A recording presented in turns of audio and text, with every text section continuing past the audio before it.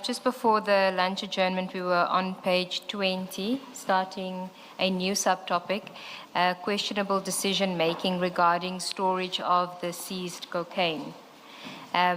Before you deal with this topic, can I just ask you, why do you refer to it as questionable decision-making? Commissioners, as I have indicated earlier, the investigation as we speak is still continuing, proceeding. I've got my own strong views about what transpired there, but unfortunately I cannot speak to my views. Evidence and facts will dictate ultimately in relation to this matter. Thank you, General. Okay, we can then start with paragraph 52. At some point, I'm going to refer you to HFF 4 when we deal with some of the factual information, but you can proceed in the meantime. Thank you, Commissioners.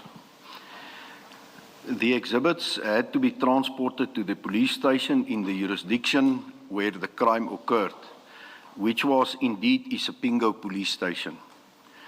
According to the factual report by General Sonona, Warrant Officer Peramol indicated that there was no space to store the exhibits at Isipingo. However, according to Warrant Officer Peramol, he was never asked to store the exhibits at Isipingo.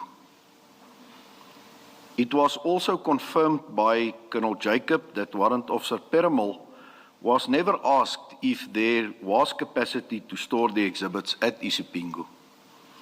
According to Colonel Jacob, Isipingo was not considered because it is well known that Isipingo is a smaller police station and is in a high-risk area. Sorry, can I just ask?